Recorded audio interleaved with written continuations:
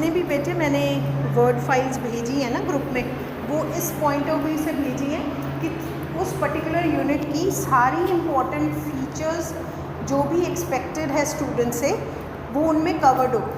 ठीक है, चाहे वो बेसलाइन की वर्ड फाइल बनाई है मैंने, चाहे डांसिएट की, you have to learn that because it covers everything. अब I wanted you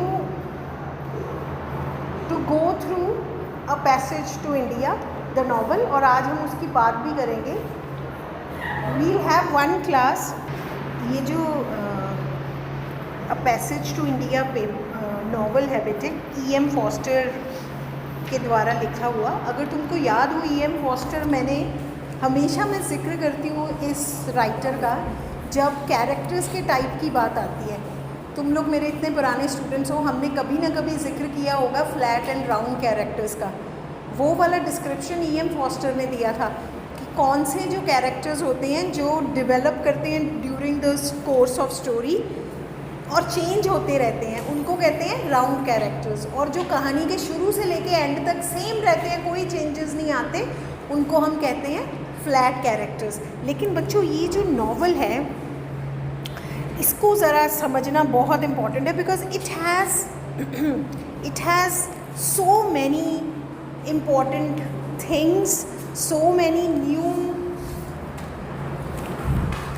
aspects that have come to the Indian English fiction। उसकी बात मैं अब आने वाले मिनट्स में करती हूँ। सबसे पहली बात, तुमको क्या पता होना चाहिए, a passage to India brackets में 1924 का नॉवल है ये। और जब हम 20th सेंचुरी के, जैसे मैंने तुमको वेस्टलैंड बोली है ना बेटे कि वेस्टलैंड 20th सेंचुरी की बड़ी ही इम्पॉर्टेंट पोएम है, इन्फ्लुएंशियल पोएम है, मॉडर्निस्ट पोएम है, वैसे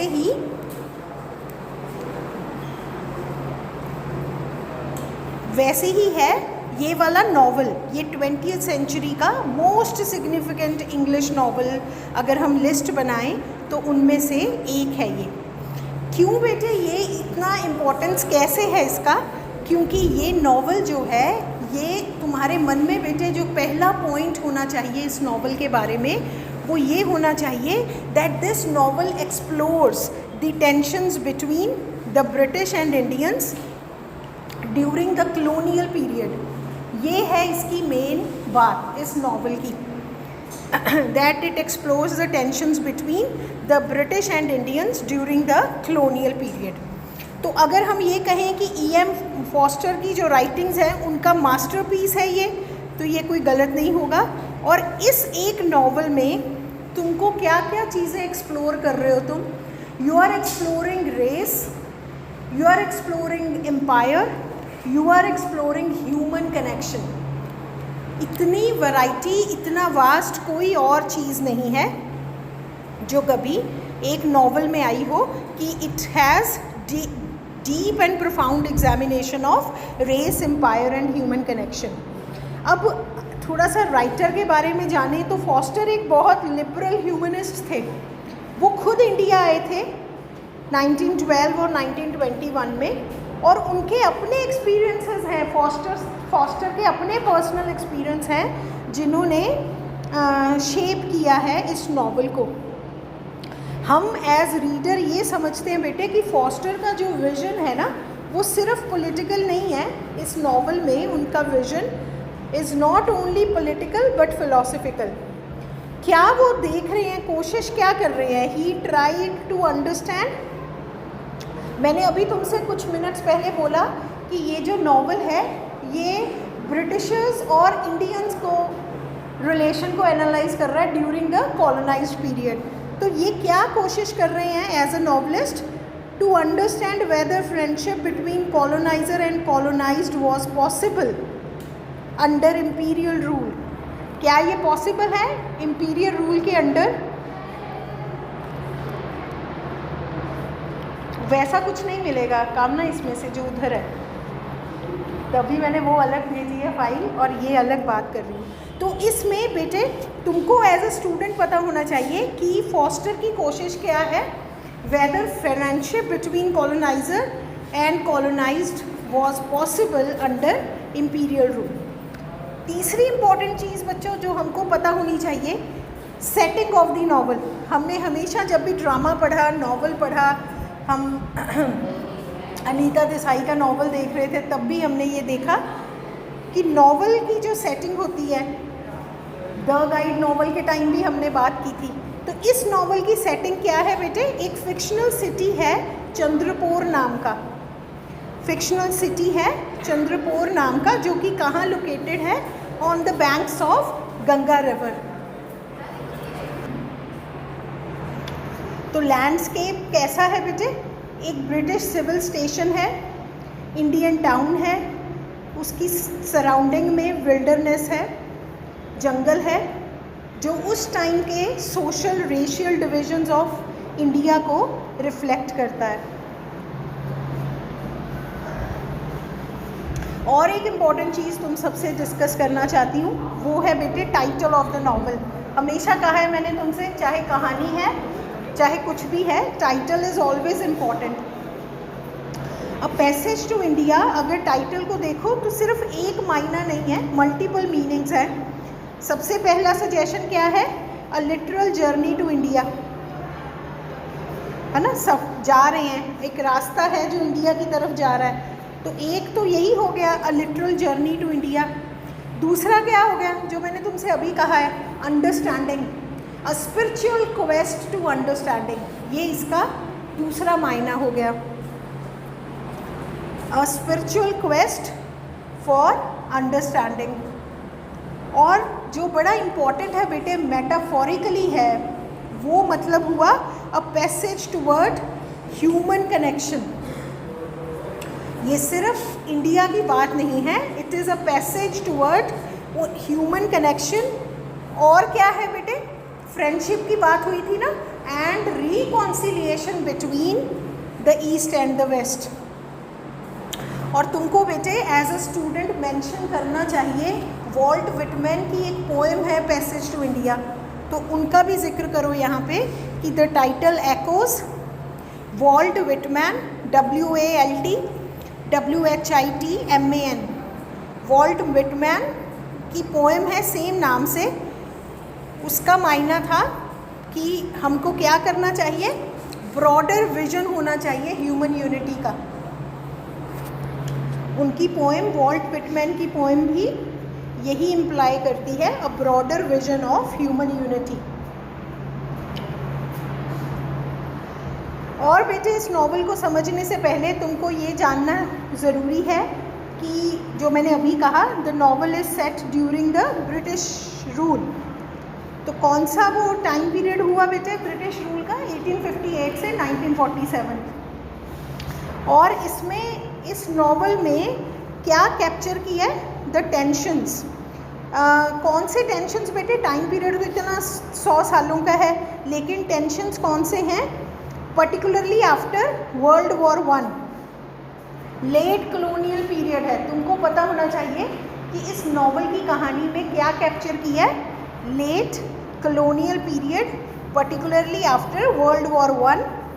और देखो बेटे, कब वर्ल्ड वॉर 1 का बाद का टाइम कौन सा है? 1918 के बाद वाला। तब इंडिया में क्या हो रहा था? Nationalism was growing. और क्या हो रहा था? British empire's moral authority was declining. तो मतलब अब तुमने अपने जहन में क्या रखना बेटे? 1920s का टाइम है ये इस नॉवल में। तो क्या हो रहा था 1920s में? तो तुम्हारे दिमाग में पॉलिटिकल बैकग्राउंड चलनी चाहिए, क्योंकि इंडियन इंडिपेंडेंस मूवमेंट उस टाइम पूरी मोमेंटम में आ गई थी। गांधी जी का पूरा इन्फ्लुएंस था। और फॉस्टर, क्योंकि वो यहाँ आए थे इंडिया में, तो उन्होंने देखा था कि ब्रिटिशर्स में रेशियल एरोगेंस कितना है। सो ही विटनेस दैट, और कितना सोशली ह्यूमिलेट होते थे इंडियंस। यही सब फॉस्टर ने पोर्ट्रे किया है किसमें? एंग्लो इंडियन रिलेशंस में। एंग्लो किससे बना बेटे? इंग्लिश, है ना। हम कहते हैं ना इंडिया, एंग्लो इंडियन राइटर्स, सो एंग्लो मीन्स इंग्लिश। तो इस नॉवल में जो एंग्लो इंडियन रिलेशंस हैं, उनमें ये बातें दिखती हैं, racial arrogance of the British, and social humiliation faced by Indians. और इम्पॉर्टेंट चीज़ जो तुमको पता होनी चाहिए before reading the summary of the novel, ये नॉवल जो है बेटे 3 मेजर हिस्सों में बटा हुआ है, मॉस्क, केव्स, टेम्पल। और तुम खुद देखो अगर ध्यान से, हर एक सेक्शन जो है वो क्या सिंबलाइज करता है, ह्यूमन एंड स्पिरिचुअल एक्सपीरियंस के डिफरेंट फेजेस। कैसा होता है बेटे स्पिरिचुअल एक्सपीरियंस में, डिफरेंट क्या कह रही हूँ मैं, तुम उन 3 चीज़ों को दिमाग में भी रख सकते हो, हार्मनी, केओस, रिकंसिलिएशन, है ना। पहले हार्मनी है, उथल पुथल हो गई, केओस आ गया, फिर समझौता हो गया। यही सब इस नॉवल का इम्पॉर्टेंट हिस्सा है। तो हमने क्या समझना है बेटे इस नॉवल से, हमने समझना है कि मिसअंडरस्टैंडिंग पैदा हुई और उससे कैसे इवॉल्व करके आगे बढ़े हैं, ग्रोथ हुआ है, that is the main reflection of this novel. ठीक है, मूवमेंट फ्रॉम मिसअंडरस्टैंडिंग। हम कहते हैं ना बेटे, एक अंग्रेजी का शब्द होता है ट्रांसेंडेंट, ट्रांसेंडेंस। एक मूवमेंट भी थी 19वीं सदी में, वो क्या कह रहे थे वो सारे राइटर्स, कि हम नेचर की हेल्प से ना ये सारी फिजिकल बाउंड्री और इसके बियॉन्ड चले जाएंगे, with the help of nature, with the help of unity of human beings. तो वो यहाँ पे इस नॉवल में भी है। जब हम कहानी पढ़ेंगे तो तुमको समझ आता रहेगा सब। अगर मैं बेटे एक थोड़ा सा ओवरव्यू लेने की कोशिश करूं तो ये कहानी किसके अराउंड है, कौन सा मेन प्रोटैगनिस्ट है, मेल डॉक्टर अजीज़, AZIZ। कौन है, इंडियन मुस्लिम है। एक और कैरेक्टर है, उसका नाम है बेटे Cyril fielding, CYRIL, Cyril fielding, FIELDING। वो कौन है, एक इंग्लिश स्कूल मास्टर। और एक तीसरा बड़ा important character Adela Quested, ADELA QUESTED। ये कौन है बेटे, एडेला, ब्रिटिश विजिटर। अब तुम्हारे सामने 3 कैरेक्टर्स आ गए, doctor Aziz Indian Muslim, Cyril Fielding English school master, और एडेला एक ब्रिटिश विजिटर। इसका एक लाइन बड़ी फेमस हुई बेटे नॉवल में, वो कहती है कि मैं इंडिया आई हूँ to see the real India. तो उस रियल इंडिया को तुम इन्वर्टेड कॉमर्स में भी लिख सकते हो।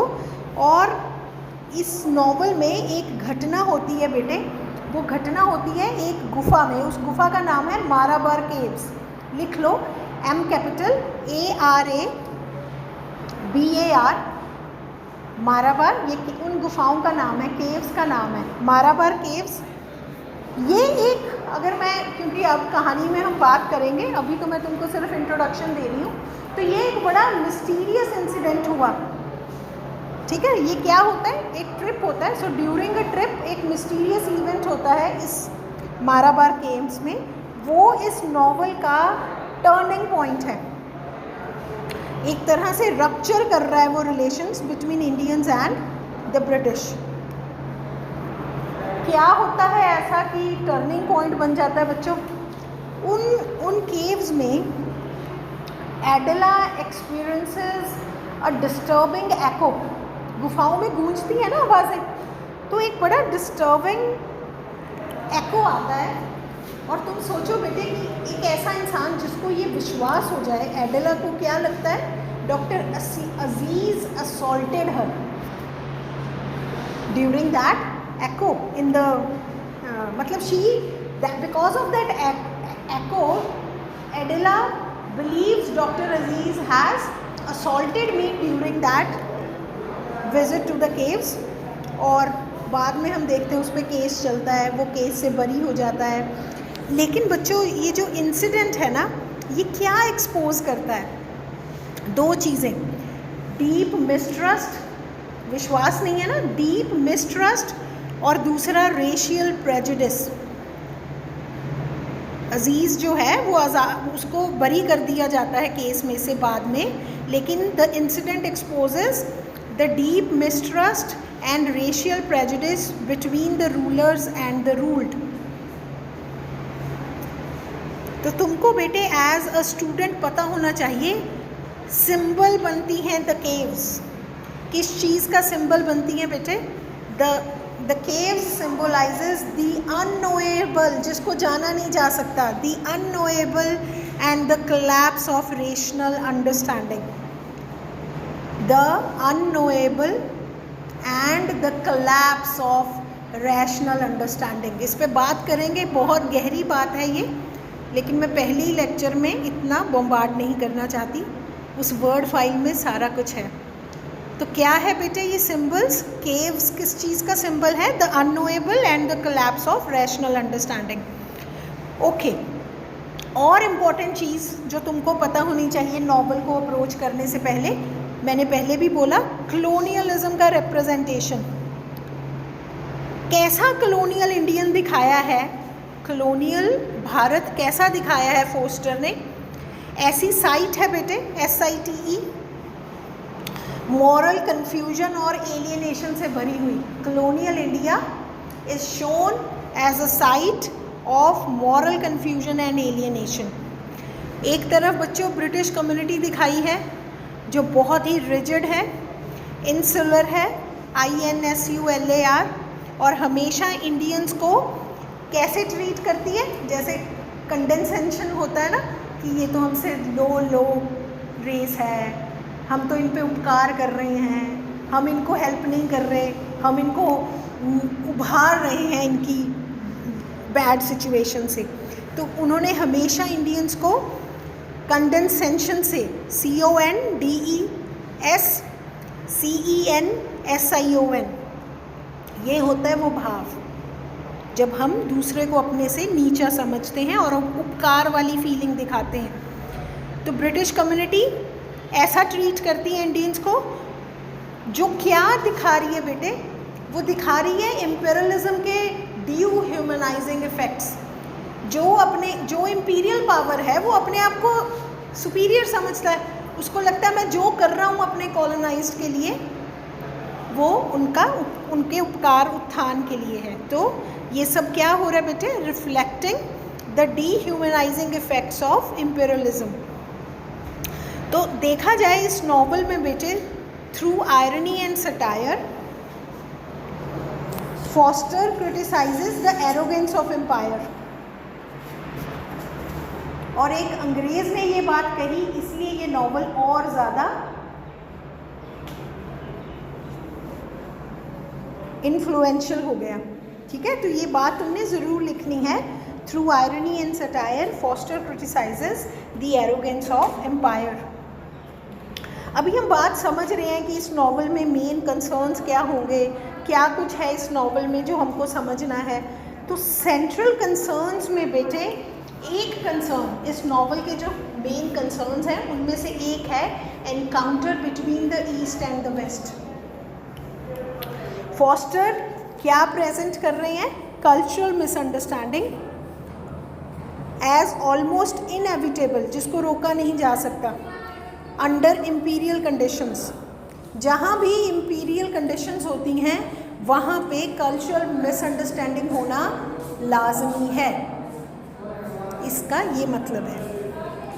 तो ब्रिटिश कैरेक्टर्स को कैसे मिस इंटरप्रेट किया मतलब जो ब्रिटिश कैरेक्टर्स हैं वो हमेशा इंडियंस को मिसट्रस्ट करते हैं, चाहे उनका बिहेवियर हो। मैं किसकी बात कर रही हूँ? कॉलोनियल टाइम्स में। ठीक है, तो ब्रिटिश कैरेक्टर्स इस नॉवल में मिस इंटरप्रेट करते हैं इंडियन कस्टम्स को, और इंडियंस जो कैसे दिखाए हैं, always struggling to understand Western rationalism. तो ये एक ईस्ट वेस्ट एनकाउंटर का एक बड़ा इम्पॉर्टेंट कंसर्न है। फिर बेटे एक इम्पॉर्टेंट चीज़ इस नॉवल में है friendship as a central motive. बच्चों कहीं और जाओ, यू आर डिस्टर्बिंग।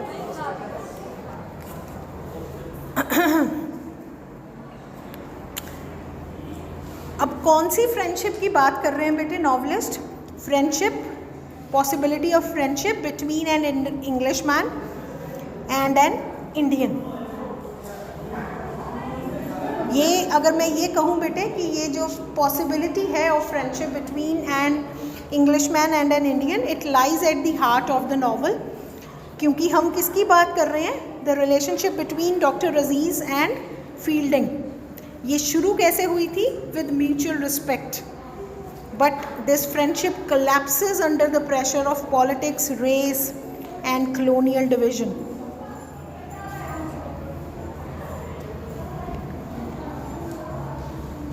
तो शुरू तो म्यूचुअल रिस्पेक्ट से हुई ये दोस्ती, बट कोलैप्सेस अंडर द, पूरी तरह से ढेर हो गई under the pressure of politics, race and colonial division.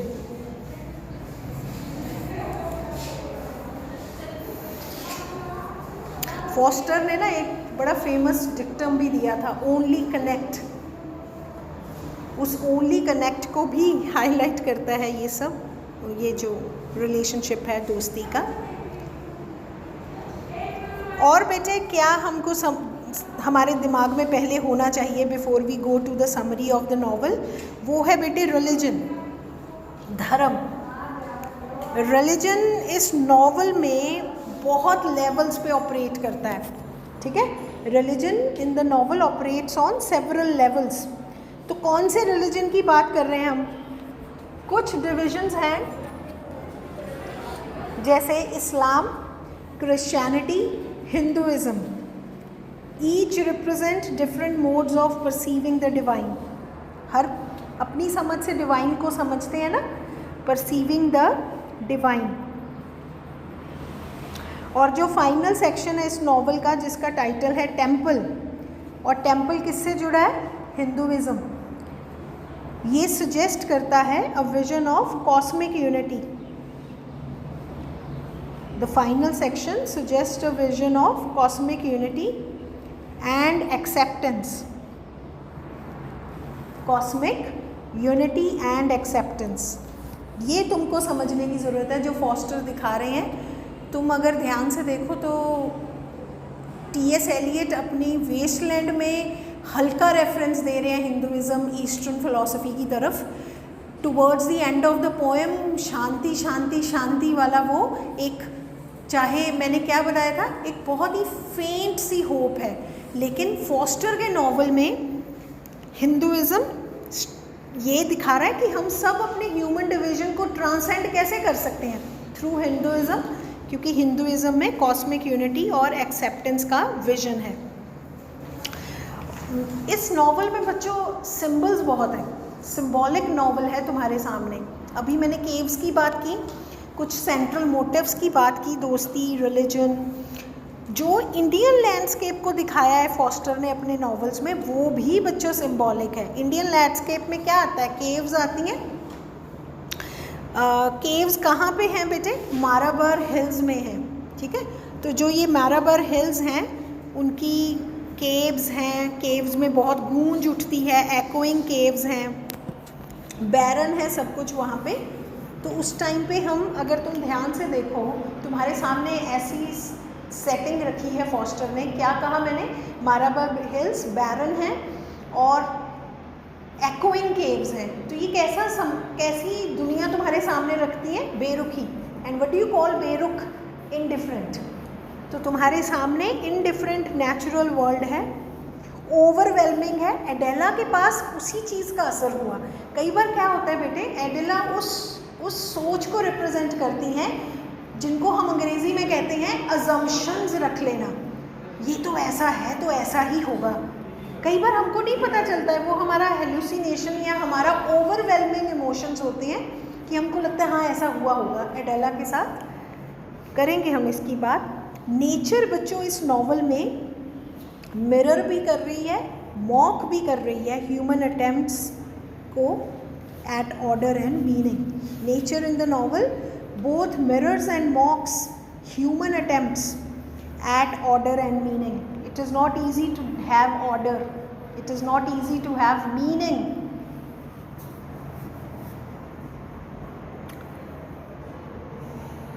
और तुमको बेटे क्या दिमाग में रखना है? ये कैरेक्टर्स जिनकी मैं बात कर रही हूँ, जिसमें सबसे इम्पॉर्टेंट है डॉक्टर अजीज़ का कैरेक्टर। अगर मैं तुमको ये कहूँ कि डॉक्टर अजीज़ लिटरेचर में जितने कॉम्प्लेक्स कैरेक्टर्स हुए हैं उनमें से एक है, तो ये गलत नहीं होगा। क्योंकि कैसा कैरेक्टर है बेटे? फॉस्टर की बात करें हम, जो राइटर है नॉवलिस्ट, उनके कॉम्प्लेक्स कैरेक्टर्स में से तो एक निश्चित ही हैं डॉक्टर अजीज़, जो कि बहुत ही इमोशनल है, जेनरस, काइंड है, पर इम्पल्सिव है। जिस तरह के डॉक्टर अजीज़ के एक्सपीरियंसेस हुए हैं विद द ब्रिटिश, ये एक्सपोज करते हैं उसकी प्राइड और वल्नरेबिलिटी को। ये शायद पूरा एक लेक्चर लग जाए इस बात को समझने के लिए कि जो एजुकेटेड इंडियंस थे ना, उनके अंदर एक अपने लेवल का प्राइड था, लेकिन बिकॉज वो कॉलोनाइज्ड थे तो उनकी वल्नरेबिलिटी बड़ी झलकती है, उनकी हर चीज़ में झलकती है। आई होप बच्चों तुमको वल्नरेबिलिटी का मतलब समझ है। हम कहते हैं ना कुछ ऐसे लोग होते हैं जब वो एक पर्टिकुलर समाज, एक पर्टिकुलर सिचुएशन में होते हैं तो वो बड़ी जल्दी अफेक्ट हो जाते हैं फिज़िकली, मेंटली, इमोशनली, क्योंकि वो वीकर होते हैं, उनके पास ज़्यादा पॉसिबिलिटी होती हैं टू गेट अफेक्टेड। तो अजीज़ का बेटे जो एवोल्यूशन है ना, ये तुमको समझने की ज़रूरत है। अजीज़ एवोल्यूशन एज अ कैरेक्टर वो क्या रिफ्लेक्ट करता है? The awakening of Indian self respect. क्योंकि उस टाइम पे देखो नेशनलिज्म ग्रो कर रहा है, लोग ग्रो कर रहे हैं, बहुत कुछ सीख गए हैं वो। तो awakening of Indian self respect and a rejection of colonial dependency. Aziz कहता है हम कहाँ कम हैं, हम क्यों इनके आगे झुकें। वो किसकी सोच है? वो पूरे इंडियंस की सोच है जिन्होंने रिजेक्ट कर दिया कॉलोनियल डिपेंडेंसी को। Aziz evolution reflects the awakening of Indian self respect and a rejection of colonial dependency. एक और कैरेक्टर है बेटे, उसको भी लिखो, उनका नाम है मिसेस मूर, MOORE। एक तरह से अगर मैं ये कहूँ बेटे कि Mrs Moore serves as the moral conscience of the novel. चेतना, अंतरात्मा, नॉवल की नैतिक अंतरात्मा वो कैसी है बेटे? वो है तो ब्रिटिशर, लेकिन उसकी इनिशियल सिंपथी है इंडियंस की तरफ। ये लिखो तुम, हर इनिशियल सिंपथी, शुरू में वो सिंपैथेटिक है। Her initial sympathy towards Indians represents the possibility of human understanding. Her initial sympathy towards Indians represents the possibility of human understanding. लेकिन क्या हुआ फिर? But the caves experience shatters her faith.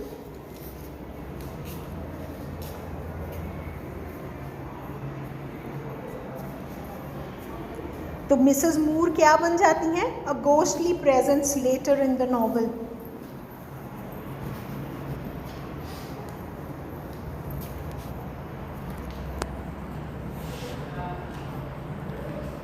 कैसे बेटे? Who becomes a symbol of moral truth and spiritually weariness. Weariness क्या होता है? Tired हो जाना, टायर्डनेस। तो मिसेस मूर एक सिंबल बन के रह जाती हैं नॉवल के लेटर पार्ट में। किस चीज़ का symbol? Of moral truth and spiritual weariness.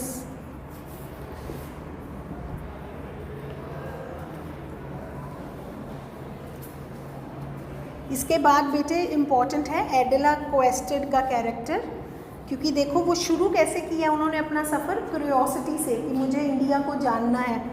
तो एडेला की जर्नी कैसी है? From curiosity to disillusionment. Adela's journey from curiosity to disillusionment reflects the European quest for understanding India. Adela's journey from curiosity to disillusionment reflects the European quest होती है बच्चों search, reflects the European quest for understanding India. पहले तो वो blame लगा देती है doctor अजीज़ पे, ब्लेम विड्रॉ भी कर लेती है। तो ये जो सब है, her false accusation later withdrawn reveals her own psychological confusion. और फॉस्टर क्या दिखा रहे हैं? एक इम्पॉर्टेंट चीज़ एडेला के ज़रिए, कि कल्चरली हम लोग अंडरस्टैंड नहीं कर सकते, ये दो डिफरेंट वर्ल्ड्स हैं। Culturally incomprehensibility is present between the two worlds. अब मैंने तुमको क्या कहा है कि जब तुम ये नॉवल तैयार करोगे तो हमको क्या ध्यान में रखने, ऐसे कैरेक्टर्स, इनके साथ बच्चों एक वो कैरेक्टर फील्डिंग, सिरिल फील्डिंग, वो भी बहुत इम्पॉर्टेंट है। क्योंकि सबसे इम्पॉर्टेंट चीज़ क्या है बेटे, fielding stands apart from the other Englishman. क्यों मैं ऐसा कह रही हूँ कि बाकी इंग्लिशमैन से बिल्कुल अलग है? Because he is rational, he is liberal, he is fair minded. Cyril Fielding इकलौते कैरेक्टर दिखाए हैं जो क्या कर रहे हैं, truly seeks friendship with Indians. He is the one who genuinely seeks friendship with Indians. और ये 3 क्वालिटीज़ मैंने बताई।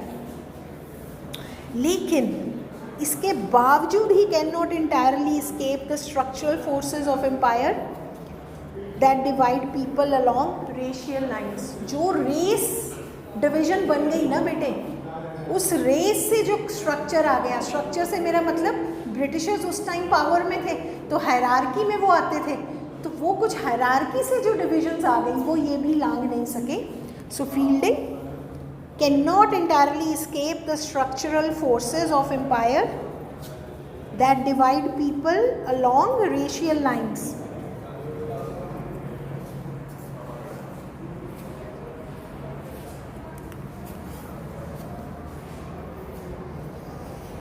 मैंने तुमसे अभी कहा कि इस नॉवल में बहुत सारे सिंबल्स हैं। एक सिंबल जो वो गूंज उठती है ना, गूंज को हम अंग्रेज़ी में कहते हैं एको, वो मैराबार केव्स में जो गूंज उठी हैं वो एकोज भी सिंबल हैं। और अगर मैं ये कहूँ one of the most haunting symbols of this novel is the echo in the Marabar caves. ये तुमको अपने हर आंसर में, कोई भी क्वेश्चन आए इस नॉवल का, तुमको ये बात ज़रूर लिखनी है कि the echo in the Marabar caves represents the void at the heart of existence. ये हमने द वेस्टलैंड में भी पढ़ा कि कितना वॉइड है, खालीपन है।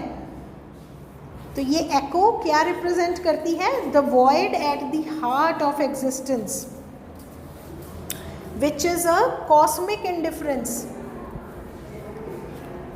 The echo represents the void at the heart of existence,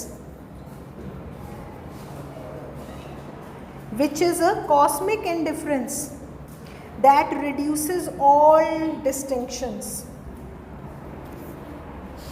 The echo represents the void at the heart of existence, which is a cosmic indifference that reduces all distinctions, comma, words and moral categories to nothingness.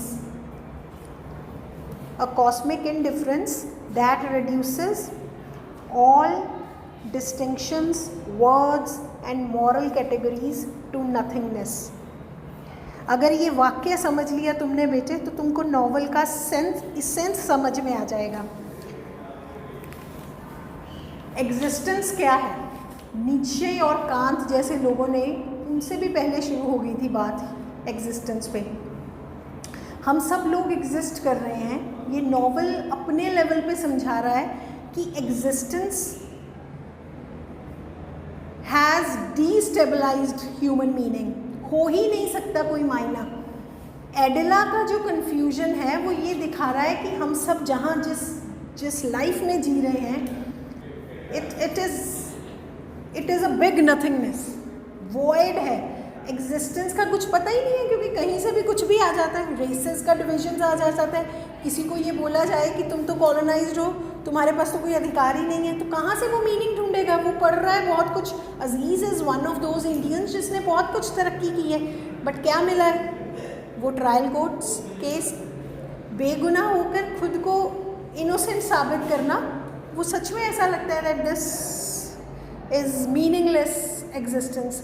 हमने बेटे 20वीं century में जब modernism की बात कर रहे थे, मैंने तुमको वो बताया था थिएटर ऑफ एब्सर्ड, वो भी इसी चीज़ को रिप्रेजेंट कर रहे हैं। 20वीं सदी में वर्ल्ड वॉर 1 के बाद ऐसा माहौल आ गया बेटे कि हर एक तरह से आर्टिस्ट, चाहे वो पेंटिंग में है, चाहे वो किसी भी आर्ट में है, लिटरेचर में है, आर्किटेक्चर में है, वो ये रिप्रेजेंट करने की कोशिश करते हैं क्या, कि ह्यूमन एग्जिस्टेंस मीनिंगलेस है। वॉइड है। तो हर एक राइटर ने, जैसे ये नॉवेलिस्ट है, इन्होंने अपने लेवल से ये समझाने की कोशिश की है through this incident and through the echoes. करेंगे हम जब बेटे कहानी की बात, तब इस पे और चर्चा करेंगे। ओके, मैंने हमेशा तुमसे कहा है बेटे, जब भी हम कहानी पढ़ते हैं, जब भी हम नॉवल पढ़ते हैं, हमको क्या समझना है? नैरेटिव। क्या है नैरेटिव? कहानी, सीक्वेंस में भरा हुई कहानी जो उस नॉवल की हमारे सामने रखी है। यहाँ पे क्या है बेटे इस नॉवल में? ओमनिशिएंट नैरेटिव वॉइस। ओमनिशिएंट क्या है? जिसको सब पता है ना, पर्सपेक्टिव है। तो ओमनिशिएंट नैरेटर है, ओमनिशिएंट नैरेटिव वॉइस है। और मैंने तुमको अभी 5-10 मिनट पहले बताया था इसमें क्या ऐसा खास है? 2 चीज़ें, आयरनी, सटायर। तो ये जो कहानी सुनाई जा रही है बच्चों, नैरेटिव वॉइस है जो ओमनिशिएंट है, वो किससे अपनी, उसकी टोन कैसी है? Irony and subtle shifts in tone. Prose कैसा है? कैसी कहानी लिखी गई है? कहीं कहीं रियलिज्म है, कहीं कहीं सिंबलिज्म है। तो नॉवल के अंदर जो फॉस्टर का प्रोज है alternates between realism and symbolism, mirroring the tension between the political and metaphysical levels of the novel. सिर्फ पॉलिटिकल बातें नहीं हो रही हैं, मेटाफिजिकल लेवल्स पे ये नॉवल की कहानी है। जब हम इतनी सारी बातें कर रहे हैं बच्चों, तो एक थीम बड़ा इम्पॉर्टेंट उभर के आ रहा है इस नॉवल से। वो क्या है? Failure of communication. Failure of communication. अगर तुम स्मार्ट स्टूडेंट हो तो तुम्हारे दिमाग में क्या आ रहा है? एलियट का द वेस्टलैंड। वहाँ भी हमने कहा था यही थीम है, फेलियर ऑफ कम्युनिकेशन। अब यहाँ पे बेटे इस नॉवल में एक तरह से ड्रामेटाइजेशन है द फेलियर ऑफ कम्युनिकेशन का एट डिफरेंट लेवल्स। लिंग्विस्टिक, क्योंकि अलग हो गए, उनकी लैंग्वेज अलग है, ब्रिटिशर्स की अलग है। Cultural, emotional. तो ब्रिटिश और इंडियंस कैसे बोलते हैं? Across barriers of. सबसे बड़ा बैरियर बेटे यहाँ पे इनके पास क्या है? मिसट्रस्ट, एक दूसरे पे डाउट रहता है इनको। तो बैरियर ऑफ सस्पिशन। मतलब आप ये समझो, फॉस्टर ये दिखा रहे हैं कि सिंसियरली अटेम्प्ट कर रहे हैं, कोशिश कर रहे हैं। ब्रिटिशर्स में कुछ कैरेक्टर्स दिखाए हैं, इंडियंस में दिखाए हैं, अटेम्प्ट्स एट अंडरस्टैंडिंग। लेकिन वो अटेम्प्ट्स एट अंडरस्टैंडिंग बार बार अड़चन पैदा होती है, थ्वाफ्ट, डर पैदा होता है 2 चीज़ों से। क्या है वो 2 चीज़ें? History and power. तो इसका मतलब एलियनेशन और कम्युनिकेशन इम्पॉर्टेंट थीम्स हैं इस नॉवल के। और बेटे इस नॉवल में क्या दिखाया है फॉस्टर ने, जो मैंने अभी पहले बात कर चुकी हूँ, how racial hierarchies shape every interaction. Racial hierarchies, HIERARCHIES। Foster reveals how racial hierarchies shape every interaction. अगर मैं तुमको अभी इसके आगे कुछ ना बताऊं, तुम खुद भी लिख सकते हो क्या कि ब्रिटिश हमेशा क्या सोचते थे खुद को? सुपीरियर। यही तो रेशियल हायरार्कीज है। तो दोस्ती होने के बावजूद भी वो इंटरेक्शन जो है वो हायरार्की से शेप हो रही थी। The British perceive themselves as superior while Indians internalize और resist that subjugation। या तो बेटे वो सब्जुगेशन अपने मन में धारण कर चुके हैं, ऐसे इंडियंस हैं, या फिर ऐसे इंडियंस हैं जो रिटेलिएट करते हैं कि हम किसी भी मायने में आपके सब्जेक्ट या आपसे इन्फीरियर नहीं हैं, आपके सब्जुगेट नहीं हैं। So the British perceive themselves as superior while Indians internalize or resist that subjugation.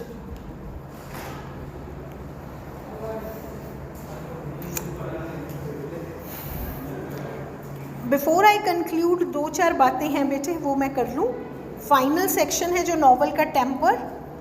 Temple जो है बेटे, अभी हमने क्या बात की? कॉस्मिक यूनिटी को रिप्रेजेंट करता है, एक सिंबल दिखाया है उनके। लेकिन ये जो सेक्शन है, ये फॉस्टर क्या दिखाना चाह रहे हैं? हायर विजन ऑफ यूनिटी को, ठीक है। तो वो इस टेम्पल, इस सेक्शन से एक तरह का जेस्चर है, the final section, temple gestures towards a higher vision of unity. कहाँ से बेटे दिखाते हैं हायर विजन ऑफ यूनिटी? वहाँ पे ना एक फेस्टिवल हो रहा है, the Hindu festival of Krishna's birth.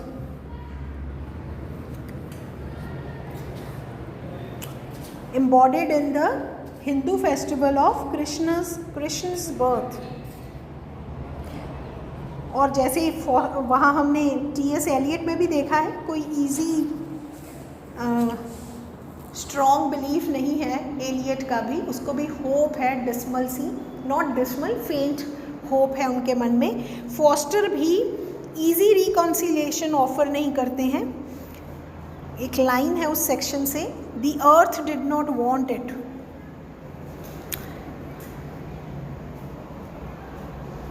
The earth did not want it, inverted commerce में लिखना, मतलब लैंडस्केप के ज़रिए सजेस्ट कर रहे हैं Forster that friendship must wait until the end of empire. जब तक कॉलोनियल रूल ख़त्म नहीं होता, फ्रेंडशिप इज़ नॉट पॉसिबल। तो हम अगर ये कहें बेटे कि इस नॉवल में पॉलिटिक्स के बियॉन्ड मेटाफिजिकल क्वेश्चंस को एक्सप्लोर कर रहा है ये नॉवल, ये तुमको समझ आना चाहिए। आ जाएगा जब कहानी पढ़ेंगे, लेकिन अभी अपने, क्योंकि ये जो वर्ड फाइल है इसको तुम तभी समझ पाओगे जब ये सारी चीज़ें तुम्हारे माइंड में हैं।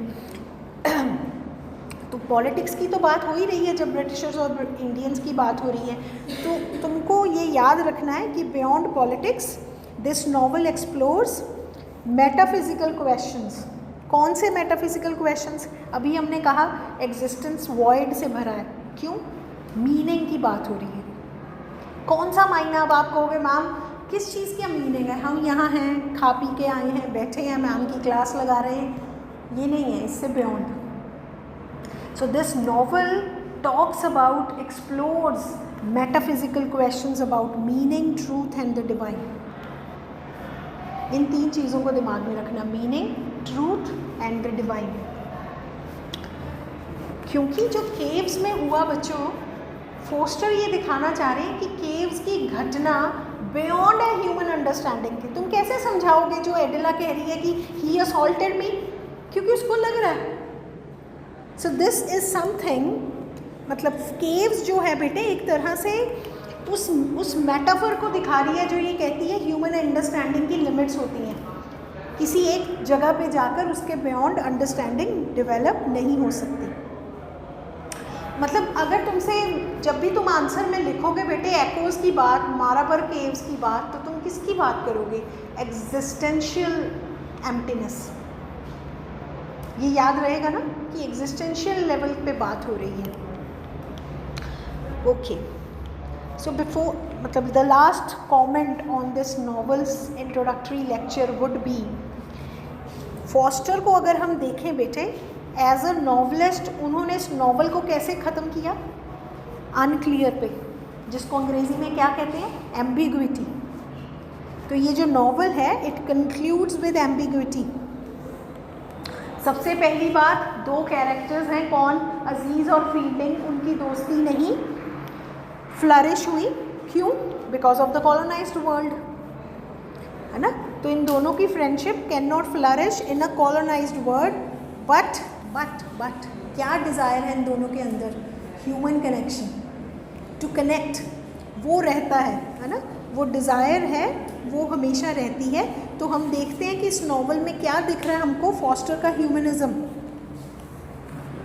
तुमने जितना भी मैम को सुना है, दो चीज़ें तुम कह सकते हो, क्या? कि डाउट से भरा है,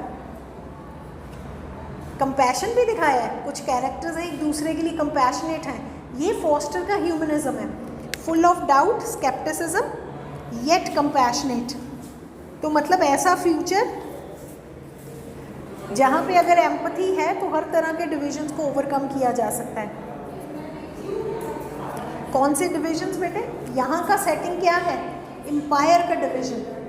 अगर एम्पायर के डिविजन्स को तोड़ना है तो क्या चाहिए हमको? एम्पैथी।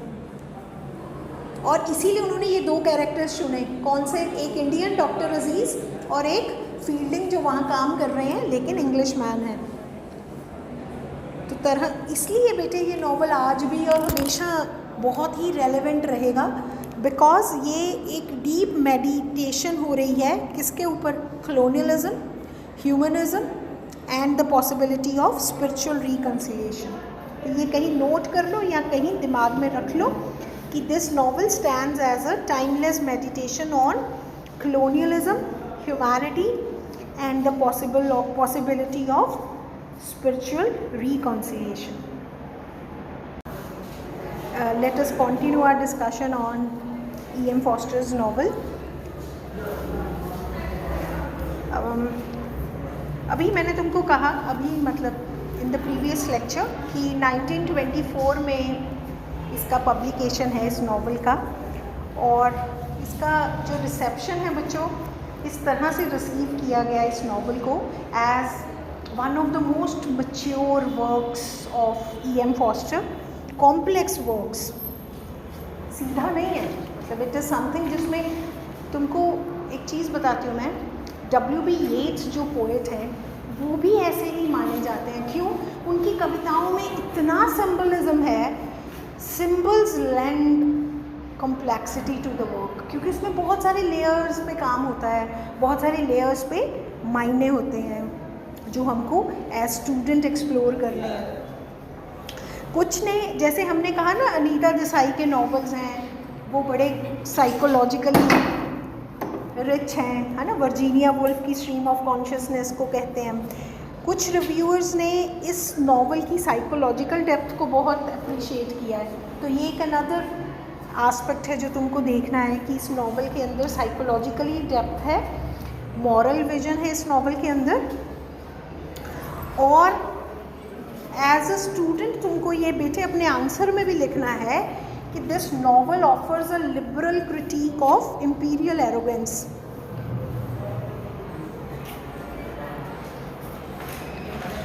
ये प्राइमरली इसको ऐसे देखा जाता है इस नावल को, which offers a liberal critic of imperial arrogance. ये लास्ट लेक्चर में मैंने इसके बारे में बहुत बात की है।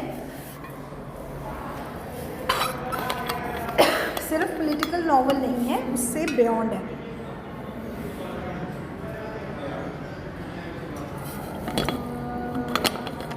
तो मैं बाद में भी शेयर करूँगी, तुमको अभी भी बता रही हूँ कि कुछ क्रिटिक्स हैं बेटे जो तुमको हमेशा अपने आंसर में ऐड करने हैं। हर एक टेक्स्ट पे जब तुम काम करते हो, अपना लॉन्ग आंसर प्रिपेयर करते हो, तो यहाँ पे एक बड़े इंपॉर्टेंट क्रिटिक हैं बेटे, Lionel Trilling, LIONEL Trilling, TRILLING। वो Lionel Trilling as a critic बेटे क्यों इम्पॉर्टेंट है?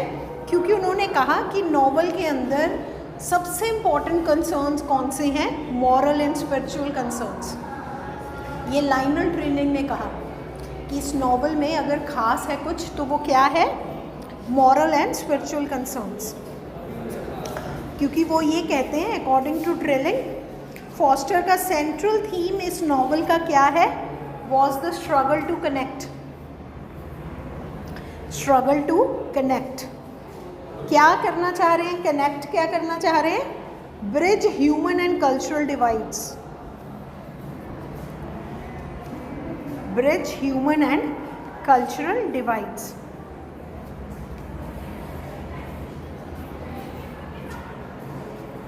एक और इम्पॉर्टेंट क्रिटिक्स हैं बेटे, क्रिटिक हैं, उनका नाम लिखो, F.R. लीविस।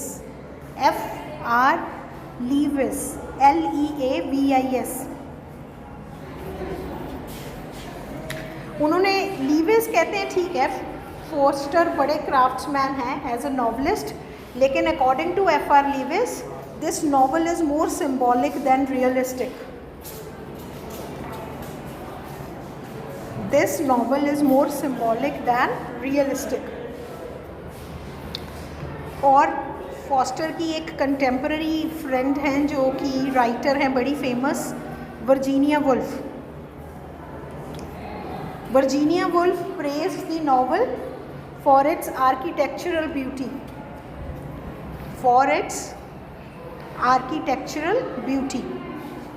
और किसके लिए प्रेज किया उन्होंने? For capturing the mystery of the east.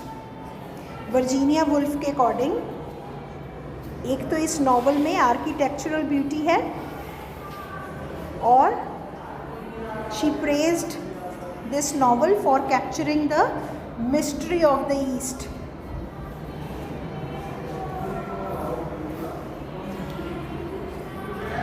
और कुछ ऐसे बेटे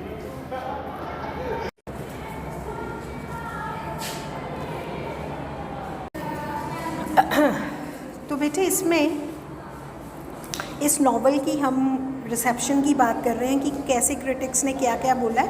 तो पोस्ट कॉलोनियल वे में भी इस नॉवल को पढ़ा गया है। एडवर्ड सैयद, स्पेलिंग्स लिखो EDWARD, Syed SAID। Edward Syed बहुत इम्पोर्टेंट इन्फ्लुएंशियल क्रिटिक रहे हैं पोस्ट कॉलोनियल थ्योरी के। ठीक है, एक और क्रिटिक हैं बेनिटा पेरी, BENITAPARRY।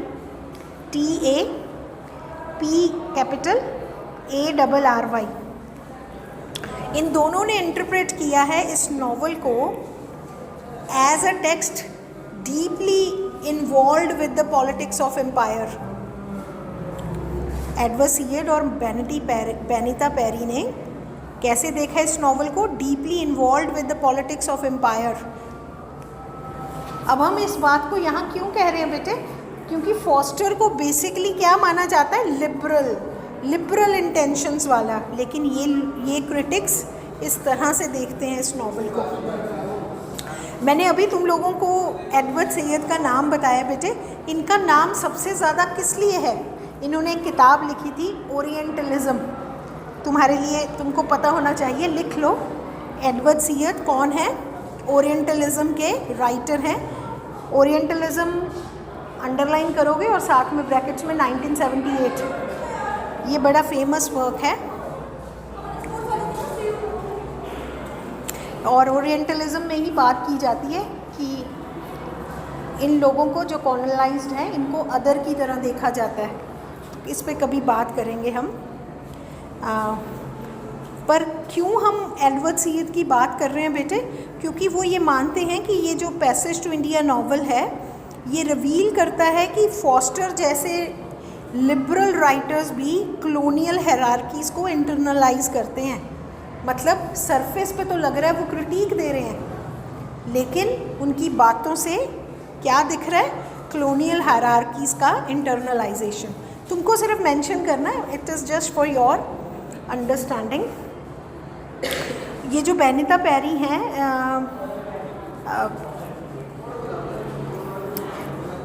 देखो, दोनों राइटर्स को दोनों क्रिटिक्स को हम मेंशन कर रहे हैं सिर्फ इस बात के लिए कि ये दोनों इस नॉवल को कैसे देख रहे हैं? इम्पीरियल आइडियोलॉजी को एडवोकेट करते हुए। वो कह रहे हैं कि फॉस्टर चाहे जितना मर्जी लिबरल इंटेंशन से हों, लेकिन जिस तरह से फॉस्टर ने पोर्ट्रे किया है रेजिस्टेंस को, कौन सा रेजिस्टेंस बेटे? थ्रू अजीज़, डॉक्टर अजीज़, वो कहीं ना कहीं अवेकन कर रहे हैं एंटी कॉलोनियल कॉन्शियसनेस को। दिस इज़ ऑप्शनल, तुम लोग अगर इन सबको लिख सकते हो तो अच्छी बात है। और फॉस्टर का एक क्वेश्चन है, can the English and Indians be friends? Can the English and the Indian be friends? कुछ इसको कैसे इंटरप्रेट करते हैं क्रिटिक्स? द फेलियर ऑफ अजीज़। किसका फेलियर है? अजीज़ एंड फील्डिंग की फ्रेंडशिप, इट फेल्ड, है ना। और वो इसको कैसे देखते हैं स्कॉलर्स? एज पॉलिटिकल, कि अगर पॉलिटिकल इश्यूज ना होते तो ये फ्रेंडशिप पॉसिबल हो सकती थी। ये तो हमने अभी सुबह की क्लास में भी देखा ना, because of the empire their friendship could not flourish.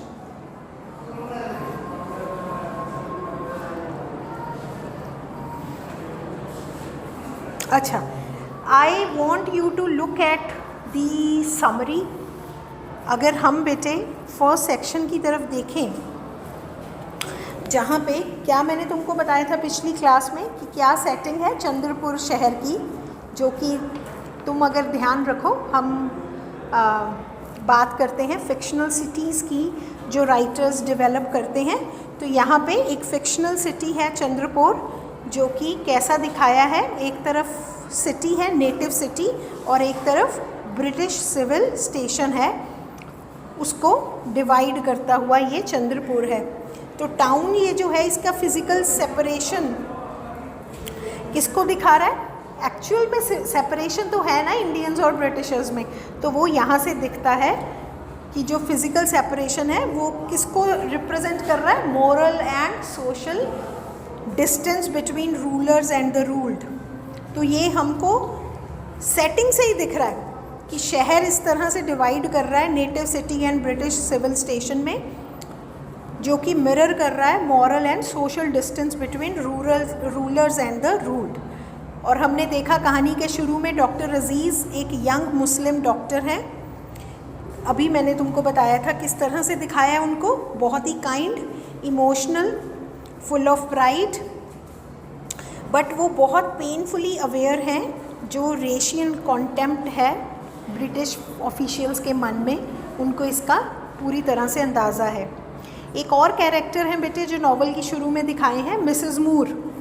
तो कौन है Mrs Moore? Kindly elderly English woman जो अभी अभी इंडिया में आई है, न्यूली अराइव्ड इन इंडिया। वहाँ पे this English woman, kindly and elderly English woman, ये मॉस्क में एंटर करती हैं और वहाँ पे ये किससे मिलती हैं? अजीज़ से। तो इनकी जो मीटिंग है बेटे ये बहुत ही स्पॉन्टेनियस है। The meeting between Aziz and Mrs Moore बहुत ही स्पॉन्टेनियस है और बहुत डीपली स्पिरिचुअल है। ये हम ऐसे नहीं कह रहे, फॉस्टर इंडिकेट करते हैं कि इन दोनों को जब मिलते हैं तो इन दोनों को they feel an instant human connection, और जो ह्यूमन कनेक्शन होता है that transcends beyond any distinctions. इन दोनों के अंदर रेस और रिलीजन वाला डिफरेंस आया ही नहीं। तो when they both meet they felt that instant human connection. तो ये जो एनकाउंटर है बच्चों, it sets the tone of harmony and mutual respect, जो इस पूरे सेक्शन को डिफाइन करता है। कौन सा सेक्शन? Mask section. अब यहाँ पे हम एज रीडर जानते हैं कि मिसेस मूर के साथ एक और कैरेक्टर है, अडेला क्वेस्टेड। ये मैंने तुमको पहले भी बताया था। अडेला क्वेस्टेड एक यंग इंग्लिश वुमन है जिनकी सगाई हो गई है मिसेस मूर के बेटे के साथ। उसका नाम है, लिख लो तुम, रॉनी हिल्सलॉप, RONNY HEASLOP। रॉनी हिल्सलॉप कौन है? लोकल सिटी मजिस्ट्रेट है। और हमने पहले बात की कि एडिला जो है, एडिला बहुत ही क्यूरियस है to see the real India, जो कि बियॉन्ड है लिमिटेड कॉलोनियल वर्ल्ड के, क्योंकि हमेशा कॉलोनियल वर्ल्ड की लेंस से देखा गया है ना। तो ये जो इनिशियल चैप्टर्स हैं बेटे, इन चैप्टर्स के ज़रिए फॉस्टर एक्सपोज कर रहे हैं, ये बड़ा इम्पॉर्टेंट है तुम्हारे लिए समझना। The early chapters of this novel they expose the hypocrisy of Anglo Indian community. हाँ, मैं बता रही थी बेटे कि एडेला जो है, she is engage to the son of Mrs Moore, नाम है उनका रॉनी हिल्सलॉप, जो कि वहाँ के लोकल सिटी मजिस्ट्रेट है। और हमने कहा कि एडेला हम बहुत ज़्यादा क्यूरियस थी रियल इंडिया को जानने की, क्योंकि लिमिटेड कॉलोनियल वर्ल्ड से बियॉन्ड जाना चाह रही थी। और मैंने बताया कि इन अर्ली चैप्टर्स के ज़रिए फॉस्टर जो है एंग्लो इंडियन कम्युनिटी की हिपोक्रेसी को एक्सपोज करते हैं। तो कैसे एक्सपोज करते हैं बेटे? उनकी पार्टीज़ के ज़रिए, क्लब्स, सोशल सेग्रीगेशन, ये सब क्या दिखाता है? ये जो पार्टीज़ हैं, क्लब्स हैं, सोशल सेग्रीगेशन है कि it reveal their fear and ignorance. किसका फियर और किसका ignorance? Of the Indians they rule, जिनको वो रूल कर रहे हैं उनसे ही एक अजीब किस्म का उनको they don't know the real Indians. ये कहाँ से हम देखते हैं? इस सेक्शन में बेटे एक बड़ा इम्पॉर्टेंट घटना है, इवेंट है, उसका नाम है ब्रिज पार्टी। ब्रिज का B कैपिटल, पार्टी का पी कैपिटल, जो कि देखो नाम किसके लिए रखा है, वो पार्टी ऐसी पार्टी बनाई है, ब्रिटिशर्स ने ऑर्गेनाइज की है कि जितने हमारे रेशियल डिविजन्स हैं हम उनको ब्रिज करेंगे। लेकिन ये पार्टी उन्हीं बैरियर्स को रीइंफोर्स करती है। तो जो मैंने तुमसे कहा था पिछली क्लास में कि आयरनी और सटायर है इस नॉवल में भरा हुआ, तो वो दिखाते हैं कि जिस इवेंट को उन्होंने ऑर्गेनाइज़ किया ब्रिटिशर्स ने कि हम रेशियल डिविजन्स को ब्रिज करेंगे, उस पार्टी में और ज़्यादा रीइंफोर्स किए जा रहे हैं वो सारे डिविजन्स। कैसे? Indians are insulted in that party, Indians are ignored in that party, और English people they stand apart, मतलब दूर से ही दिख रहा है कि वो अलग हैं। तो किस चीज़ की ब्रिज पार्टी, जब सेग्रीगेशन ही रखना है। तो वहाँ बेटे उस इवेंट में सिर्फ सिरिल फील्डिंग है, जो कि कौन है मैंने तुमको बताया था, टीचिंग में है, वो प्रिंसिपल हैं गवर्नमेंट कॉलेज के, वो फॉस्टर की तरह लिबरल हैं। तो fielding is a character, liberal, बहुत ही लिबरल है, प्रिंसिपल हैं गवर्नमेंट कॉलेज के, और वो दिखाया है one who truly believes in friendship with Indians. तो फील्डिंग की जो हॉस्पिटैलिटी है टुवर्ड्स अजीज़, ये उसी पार्टी के, जो कौन सी पार्टी है, ब्रिज पार्टी, टी पार्टी है, उस टी पार्टी के दौरान शुरू होती है। और क्या शुरू होता है उसके साथ साथ सिंसियर क्रॉस कल्चरल इंटरेक्शन।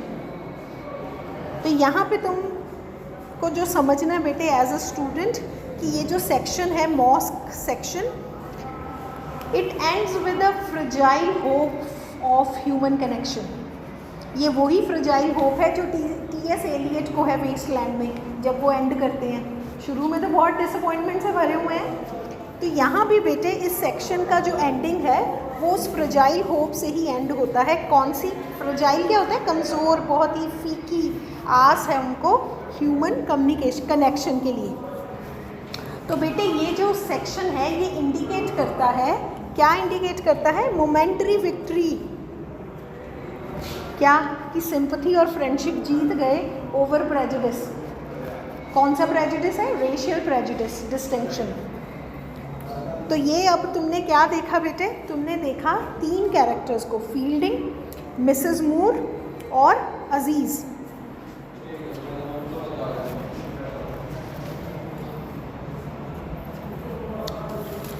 जो कि किसकी तरफ बढ़ रहे हैं बेटे? Human connection beyond racial distinctions. अभी हम सिर्फ समराइज वे में समझ रहे हैं। फिर है बेटे बुक 2 केव्स। केव्स में क्या है मैंने पहले भी बताया, सिंबल्स बहुत डीप हैं। तो ये सेक्शन जो नॉवल का है बहुत ही ड्रामेटिक फिलोसॉफिकल कोर है नॉवल का।